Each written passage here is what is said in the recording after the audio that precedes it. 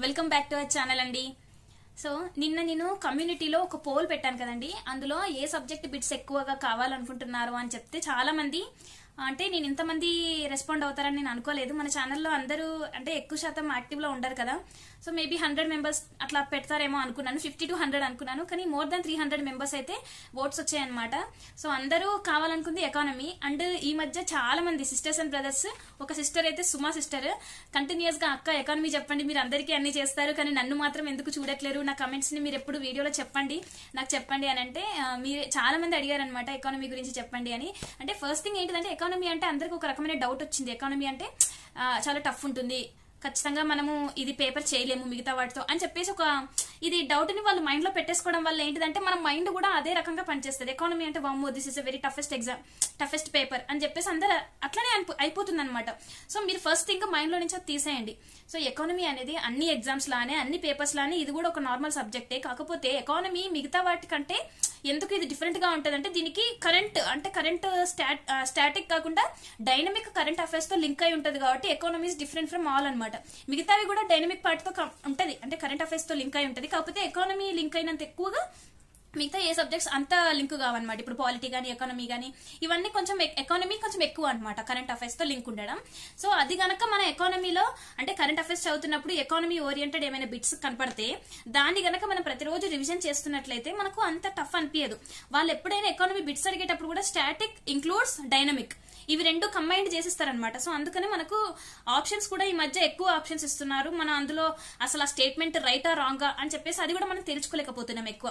So దానికి మనకు static data ఉండాలి and at the same time dynamic data అంటే మనకు కరెంట్ అఫైర్స్ మీద కూడా చాలా ఎక్కువ పట్టు ఉండాలి. సో ఇంకా లేట్ చేయనండి, నేను బిట్స్ చెప్తాను. చాలా మంది నేను నిన్ననే చెప్పాను కదండి వీడియోలో, ఒక బుక్ అయితే తీసేసుకోండి, బుక్ కాకపోయినా అట్లీస్ట్ కొన్ని పేపర్స్ అన్ని తీసుకోండి, బంచ్ ఆఫ్ పేపర్స్ తీసుకొని డైలీ నేను అడిగే కరెంట్ అఫైర్స్ బిట్స్ అన్ని ఒక దగ్గర రాయండి.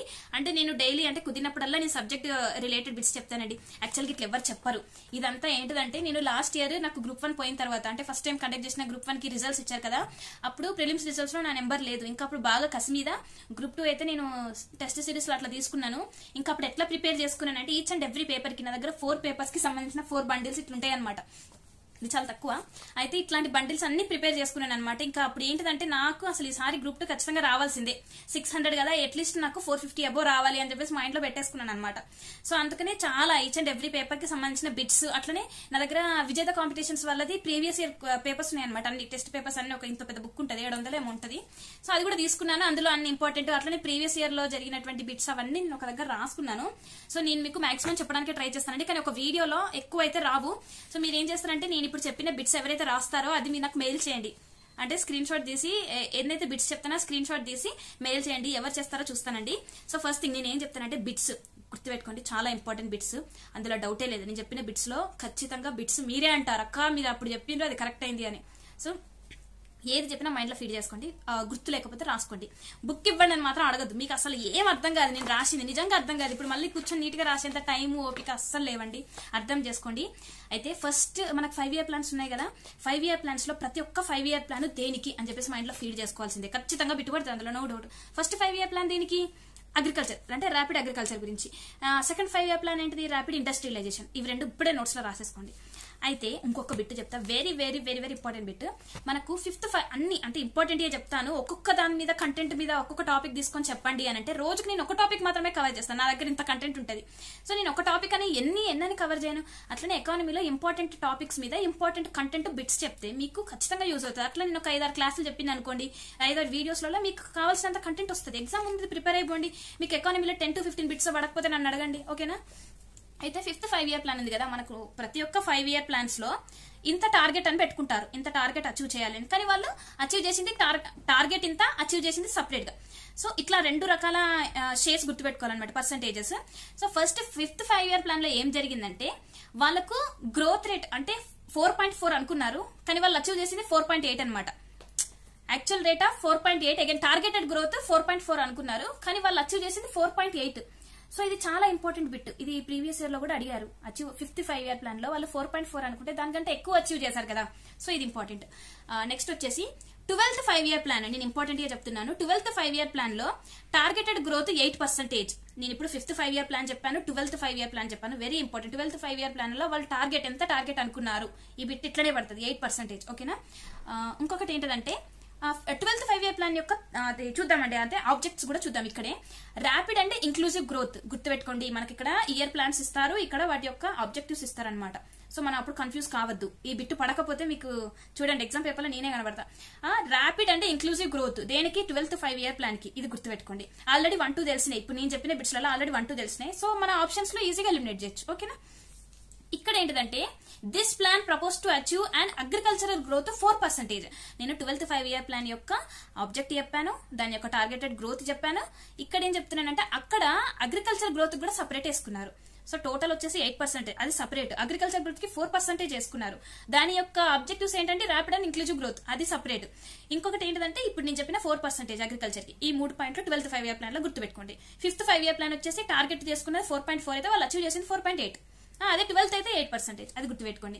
అయితే నీతి ఆయోగ్ అండి, బిట్స్ ఖచ్చితంగా పడతాయి. నీతి ఆయోగ్ ఎప్పుడు రీప్లేస్ చేశారు దీన్ని, మనం ప్లానింగ్ కమిషన్ తో రీప్లేస్ చేశాం కదా. ఇయర్ డేట్ ఖచ్చితంగా గుర్తుపెట్టుకోండి. January 1, 2015. January 1 కాకుండా 10th ఇచ్చారనుకో 1 కనబడ్డది కదా అని చెప్పేసి 10 పెట్టద్దు. January 1, 2015, 2015లో January 1న ప్లానింగ్ కమిషన్ ప్లేస్ లో నీతి ఆయోగ్ అయితే వీళ్ళు ఏర్పాటు చేయడం జరిగింది. ఓకేనా. ఇది పక్కకు పెట్టండి. ఇక్కడ ఏంటంటే ప్లానింగ్ కమిషన్ స్టేట్మెంట్స్ కూడా చెప్తున్నాను, మైండ్ లో ఫీడ్ చేసుకోండి, రాసుకోండి. ప్లానింగ్ కమిషన్ కి ఉండే పవర్స్ ఏంటిదంటే allocate funds to state governments కి ఫండ్ ని అలకేట్ చేస్తుంది. మనకి ఎట్లా ఇస్తాడంటే ఇట్లా స్టేట్మెంట్ ఇస్తాడు, ఇది కరెక్టా కాదా అని చెప్పేసి మనం అక్కడ ఆలోచిస్తాం. సో మనకి ఇది ఇక్కడే తెలుసు కాబట్టి అక్కడ ఆలోచించాల్సిన పని లేదు. ఏం చేస్తుంది ప్లానింగ్ కమిషన్, నేను చెప్పేది ఏంటంటే నీతి ఆయోగ్ ప్లానింగ్ కమిషన్ ప్లేస్ లో నీతి ఆయోగ్ వచ్చింది January 1, 2015లో. అయితే ప్లానింగ్ కమిషన్ ఏం చేసేది అంటే it will allocate funds to state governments. ఓకేనా. స్టేట్మెంట్స్ వైజ్ గానే గుర్తుపెట్టుకోండి మైండ్ లో. నెక్స్ట్ ఏంటంటే నీతి ఆయోగ్ ని బేసికల్ గా ఏమంటారంటే థింక్ ట్యాంక్ అంటారు. నేమ్స్ కూడా గుర్తుపెట్టుకోండి. థింక్ ట్యాంక్ అని అంటారు. ఇంకా దీనికి advisory body to the government అని అంటారు నీతి ఆయోగ్ ని. అలాగే థింక్ ట్యాంక్ అని కూడా అంటారు. సో ఈ బిట్స్ ఖచ్చితంగా గుర్తుపెట్టుకోండి. ఇంకొకటి ఏంటిదంటే very very important, national income ని మనము క్యాలిక్యులేట్ చేయడానికి ఏమేమి మెథడ్స్ వాడతాం, మెజర్ చేయడానికి ఏమేమి మెథడ్స్ వాడతాము. ఇక్కడ మనకు 1, 2, 3, 4 అని ఇట్లా ఇస్తారు. 1, 2, 3 1, 2 అంటే ఇట్లా 3 అన్ని వాడతారని చెప్పేసి బిట్స్ పడతాయి.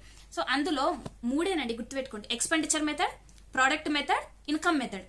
Expenditure method, product method, income method. అంటే వీటిని తెలుగులో ఎక్స్పెండిచర్ ని వ్యయ పద్ధతి అంటారు అనుకుంటా, తెలుగు మీడియం వాళ్ళు ఉన్నారు కదా. ప్రొడక్ట్ అంటే ఉత్పత్తి కదా, ఉత్పత్తి పద్ధతి. ఇన్కమ్ అంటేనేమో ఆదాయ పద్ధతి. So income, expenditure, product method, ఈ 3 గుర్తుపెట్టుకోండి. నెక్స్ట్ ఇది కూడా very important, components of factors of productions. Factors of production కి ఏమేమి కాంపోనెంట్స్ ఉంటాయి, సో 4 ఉంటాయి మనకి. ఇక్కడ వరుసగా 5-6 ఇస్తాడు. 5-6 ఇచ్చి అందులో ఏవి అని అడుగుతాడు. సో ఈ బిట్ లేబర్ ఉండాలి, ల్యాండ్ ఉండాలి, క్యాపిటల్ ఉండాలి, ఎంటర్ప్రెన్యూర్షిప్ ఉండాలి. ఓకేనా. దీనికి ఇంకేమైనా మార్కెట్, ఇంకేమైనా సేల్స్ ఇట్లాంటి ఏమైనా ఇచ్చింది అనుకో అవి రాంగ్. నేను చెప్పిన ల్యాండ్, లేబర్, క్యాపిటల్, ఎంటర్ప్రెన్యూర్షిప్. ఇది దేనికి అసలు క్వశ్చన్ ఏంటిది, ఫ్యాక్టర్స్ ఆఫ్ ప్రొడక్షన్ కి కాంపోనెంట్స్ అనమాట ఇవి. ఓకేనా. ఇంకా ఇది ఇంపార్టెంట్ అండి, చాలా ఇంపార్టెంట్. నోట్స్ లో మీరు ఇప్పుడు రాసుకోవాల్సిందే. మిడ్ డే మీల్స్ అనేటువంటిది ఏ 5-year ప్లాన్ లో ఇంట్రడ్యూస్ చేశారు. Mid day meals 8th 5-year plan గుర్తుపెట్టుకోండి. Next Mahatma Gandhi national rural employment guarantee scheme ఉంది కదా, దీని ఏమంటారు MGNREGS అంటారు. సో ఇది ఏ ఇయర్ లో అంటే ఏ 5-year ప్లాన్ లో ఇంట్రడ్యూస్ చేశారు, 10th. ఇదేంటిది మిడ్ డే మీల్స్ వచ్చేసి 8th లో, మహాత్మా గాంధీ నేషనల్ ఎంప్లాయ్మెంట్ ఇది ఉంది కదా, ఇది వచ్చేసి 10th లో. Next national program for family planning అనేటువంటిది ఈ ప్రోగ్రామ్ ని ఎక్కడ అంటే ఏ 5-year ప్లాన్ లో ఇంప్లిమెంట్ చేశారు ఫస్ట్ గుర్తుపెట్టుకోండి, రాసుకోండి. నెక్స్ట్ స్వచ్ఛ భారత్ అభియాన్ ఏ ఇయర్ ప్లాన్ లో, ఇది ఖచ్చితంగా బిట్టుపడదండి. మల్టిపుల్ చాయిస్ లో అవి ఎట్లా అడుగుతారంటే మ్యాచ్ ఆఫ్ ఫాలోయింగ్ లోనే అడుగుతారు వీటన్నిటిని. సో 12th 5-year ప్లాన్ ఇది గుర్తుపెట్టుకోండి. ఓకేనా. అయితే ఎవరన్నా ఒక పర్సన్ గురించి ఇప్పుడు ఏంటంటే అతనికి సంబంధించిన స్టేట్మెంట్ అంత ఇచ్చి ఆయన పర్సన్ పేరు ఏంటిదని అడుగుతారు. ఇది ఒక ట్రెండ్ అయిపోయింది. లాస్ట్ టైం కూడా 2-3 క్వశ్చన్స్ పడ్డాయి. సో నేను ఒకటి చెప్తాను, అది మైండ్ లో ఫీడ్ చేసుకోండి, లేదంటే రాసుకోండి. ఎకనామిక్ నేషనలిజం ఈయన pioneer of economic nationalism in India. Is pioneer of economic nationalism in India. He served as the president of INC. ఈయన ఎకనామిక్ నేషనలిజం ఆఫ్ ఇండియా కి ఈయన పయోనీర్ గా ఉన్నారు. ప్లస్ ఈయన INC ఇండియన్ నేషనల్ కాంగ్రెస్ కి president గా కూడా సర్వ్ చేశారు. ఎవరు అని కింద ఏమైనా పేర్లు ఇచ్చారనుకోండి, RC దత్ గుర్తుపెట్టుకోండి, RC దత్. ఓకేనా. ఇంకొకటి ఎంపీసీ అంటే ఏంటిదండి? ఎంపీసీ అంటే మ్యాథ్స్, ఫిజిక్స్, కెమిస్ట్రీయా? ఎకానమీలో ఏంటిది ఎంపీసీ అంటే? ఎంపీసీ అంటే మానిటరీ పాలసీ కమిటీ. సో దీనికి సంబంధించిన కొన్ని టాపిక్స్ చెప్తాను, అది మైండ్ లో ఫీడ్ చేసుకోండి, లేదంటే రాసుకోండి. ఇక్కడ ఏంటిదంటే ఈ 6 మెంబర్ కమిటీ అన్నమాట. This is a 6 member committee having equal representation from government of India and RBI. Monetary policy committee it's a 6 member committee. ఇక్కడ ఏంటిదంటే హ్యావింగ్ ఈక్వల్, ఈ మెంబర్స్ ఉంటారు కదా, having equal representation from government of India and reserve bank of India. ఓకేనా? ఇది ఖచ్చితంగా గుర్తుపెట్టుకోండి.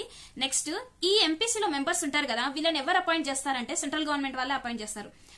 State government వాళ్ళ, సెంట్రల్ గవర్నమెంట్ వాళ్ళే అపాయింట్ చేస్తారు. అండ్ వీళ్ళ పీరియడ్ ఆఫ్ అంటే వీళ్ళ ఎన్ని ఇయర్స్ వర్క్ చేస్తారంటే 4 years. తెలుగు మీడియం వాళ్ళకి కూడా అర్థమైపోతుంది. 4 years గుర్తుపెట్టుకోండి. 6 years 5 years అని అంటారు. ఎంపీసీ అంటే 4 years గుర్తుపెట్టుకోండి. ఇంకొకటి అండి చాలా ఇంపార్టెంట్, ఈ మధ్యలో ఏంటంటే కమిటీస్ ఇక్కడ ఇస్తారు, ఇక్కడ మెంబర్స్ ఇస్తారు. కమిటీస్ ఏ కమిటీ వాళ్ళు అంటే ఈ కమిటీకి ఎవరు వ్యక్తులు పనిచేస్తున్నారు అనేది తెలవాలన్నమాట. నందన్ అంటే వాళ్ళ యొక్క కమిటీ ఎవరు, మనుషులు కాదు, కమిటీ ఏంటిది, ఆ కమిటీ యొక్క పర్పస్ ఏంటిది. ఓకేనా? ఫస్ట్ వచ్చేసి నందన్ నీలేఖని.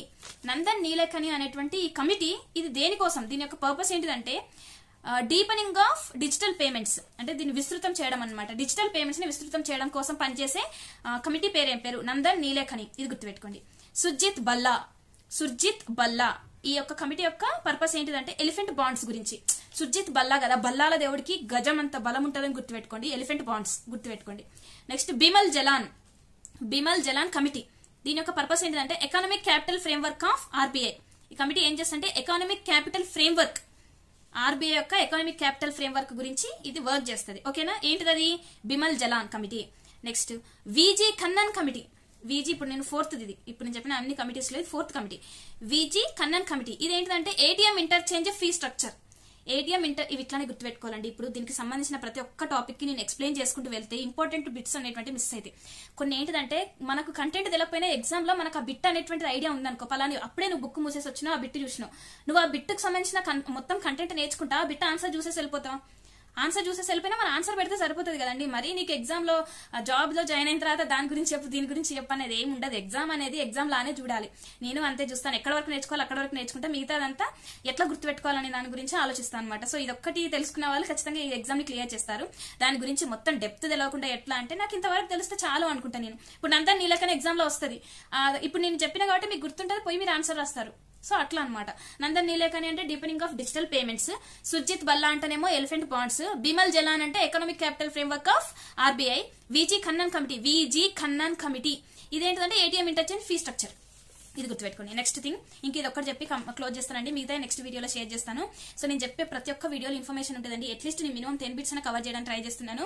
సో నేను కంటెంట్ విత్ బిట్స్ చెప్తున్నాను కాబట్టి మీరు ఒక్కొక్క సింగిల్ బిట్ చూస్తే 10 to 15 bits అయి ఉంటాయి ఈ వీడియోలో. సో ఇది లాస్ట్ బిట్ అనమాట. NIMZ SEZ ఈ వర్డ్స్ తెలుసా? ఎప్పుడైనా విన్నారా? NIMZ అంటే national investment and manufacturing zone. National investment manufacturing zone. SEZ special economic zone. ఈ 2 zones ఉన్నాయి. దీనికి సంబంధించిన ఇన్ఫర్మేషన్ మీకు ఆప్షన్స్ ఇస్తే దానికి అట్లీస్ట్ మనకు తెలిసి ఉండాలి కదా. సో చెప్తాను. ఈ SEZ ఉంది కదా, స్పెషల్ ఎకనామిక్ జోన్, దీని యొక్క మెయిన్ ఆబ్జెక్టివ్ ఏంటిదంటే ప్రమోషన్ ఆఫ్ ఎక్స్పోర్ట్స్ ప్రమోట్ చేయడం, అంటే ఇక్కడ నుంచి అక్కడికి చేంజ్ చేయడం అన్నట్టు. సో నెక్స్ట్ ఈ NIMZ ఉంది కదా, నేషనల్ ఇన్వెస్ట్మెంట్ మ్యానుఫ్యాక్చరింగ్ జోన్ ఉంది కదా, ఇవేంటిదంటే based on principle of industrial growth and focuses on manufacturing growth and employment generation. అంటే ఇవి వేటి మీద అంటే ఇండస్ట్రియల్ గ్రోత్ రావాలి, అండ్ ఇంకా దేని మీద గ్రోత్ అంటే దేని మీద ఎక్కువ ఫోకస్ చేస్తుందంటే మ్యానుఫ్యాక్చరింగ్ గ్రోత్. మన ఫుల్ ఫామ్ లోనే ఉంది మ్యానుఫ్యాక్చరింగ్ అని. సో మ్యానుఫ్యాక్చరింగ్ గ్రోత్ మీద కాన్సన్ట్రేట్ చేస్తుంది, ఫోకస్ చేస్తుంది. ఎంప్లాయ్మెంట్ జనరేషన్ కూడా అఫ్ కోర్స్ ఏంటిది ఎంప్లాయీస్ అనేటువంటి వాళ్ళు ఖచ్చితంగా పనిచేస్తారు కదా ఆ జోన్స్ లో, మ్యానుఫ్యాక్చరింగ్ జోన్స్ లో. సో ఇదనమాట గుర్తుపెట్టుకుని ఏంటిది based on the principle of industrial growth. ఇదేంటిది ఇండస్ట్రియల్ గ్రోత్ మీద, ఆ ప్రిన్సిపల్ మీద పనిచేస్తుంది. దేని మీద ఎక్కువ ఫోకస్ చేస్తుంది అంటే మ్యానుఫ్యాక్చరింగ్ గ్రోత్ మీద అంటే ఎంప్లాయ్మెంట్ జనరేషన్ మీద కూడా. ఓకేనా? ఈ బిట్ గుర్తుపెట్టుకోండి. అయితే SEZ or small in area wise అడిగింది అనుకో, స్పెషల్ ఎకనామిక్ జోన్ అనేటువంటి కొంచెం small area compare to manufacturing zones అంటే పెద్దవి. SEZ చాలా చిన్న, అట్లీస్ట్ కొంచెమైనా కంటెంట్ తెలిసింది కదా. సో NIMZ లో మనకు తెలిసి 3 ఉన్నాయి అనుకుంటా, ఇక్కడ 3 ఉన్నాయి మొత్తానికి. అంతేనండి. నెక్స్ట్ అంతేనండి. ఇక వీడియో అనేటువంటిది ఇప్పటికి చాలా ఎక్కువ అయిపోయింది. సో నేనేం చేస్తానంటే నెక్స్ట్ వీడియో మళ్ళీ ఎప్పుడన్నా సాటర్డే కానీ సండే కానీ చెప్పడానికి ట్రై చేస్తానండి. ఇంకొక లాస్ట్ బిట్ చెప్తానండి. బిఎన్ శ్రీకృష్ణ కమిటీ అనేటువంటిది దేనికి అని అంటే గుర్తుపెట్టుకోండి, బిఎన్ శ్రీకృష్ణ కమిటీ. ఎందుకంటే appointed to study the issues related to privacy. ఇప్పుడు ప్రజెంట్ అంతా డిజిటల్ ఏజ్ కదా, ఈ డిజిటల్ ఏజ్ లో కొంచెం ప్రైవసీ అనేటువంటిది ఉండాలి కదా. అంటే ఇప్పుడు ఏదైనా సరే కాల్ రికార్డ్స్ కానివ్వండి, ఇంకా డిజిటల్ ట్రాన్సాక్షన్స్ కానీ, దీనికి సంబంధించిన ఈ ప్రైవసీని అంతటిని చూసుకునే కమిటీ ఎవరు అంటే బిఎన్ శ్రీకృష్ణ కమిటీ. సో ఇంకా ఇవన్నీ నేను ఏదైతే చెప్పానో ఇవన్నీ ఎవరైతే పేపర్లో రాసుకుంటారో, నోట్స్ అనేది పెట్టి రాసుకుంటున్నారో కింద కమెంట్ సెక్షన్ లో షేర్ చేయండి. అండ్ ఎవరైతే రాసుకున్నారో సో ఆ పేజెస్ ఉంటాయి కదా, ఆ పేజెస్ నాకు మెయిల్ చేయండి. ఓకేనా, ప్లీజ్ అండి ఒక చిన్న హెల్ప్ చేయండి నా కోసం. ఓకేనా, ఈ వీడియో కానీ మీకు నచ్చినట్లయితే ఒక చిన్న లైక్ చేయండి.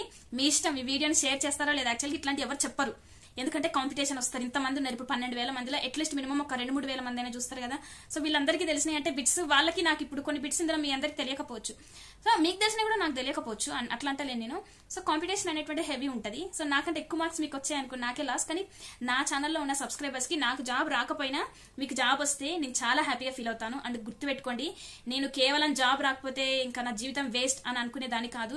నా చదువు ఎప్పటికైనా నాకు యూజ్ అవుతుంది. అండ్ ఇట్లా మీకు యూజ్ అవుతున్నందుకు ఐఎమ్ రియల్లీ వెరీ హ్యాపీ. నాకు జాబ్ రాకపోయినా నేను ఫీల్ కాను, నా జ్ఞానం ఎప్పుడో ఒకసారి ఎక్కడో దగ్గర యూజ్ అవుతుంది అని చెప్పేసి అనుకుంటాను. సో మీరు కూడా ఇదే పాజిటివ్ యాటిట్యూడ్ తో ఉండండి. ఎవరైతే ఇట్లా పాజిటివ్ గా ఖచ్చితంగా నాది నాకు యూజ్ అవుతుంది ఎక్కడో దగ్గర అని అనుకుంటారో ఖచ్చితంగా వాళ్ళకి డెఫినెట్ గా సక్సెస్ వస్తుంది. అది మాత్రం నేను అంటున్న ఈ వర్డ్స్ ని అండర్లైన్ చేసుకుని మీ మైండ్ లో ఫీడ్ చేసుకోండి. సో ఇంతేనండి, ఖచ్చితంగా నేను వచ్చానంటే పాజిటివ్ వైబ్స్ రావాల్సిందే కదా. సో అంతేనండి, థ్యాంక్ యూ సో మచ్.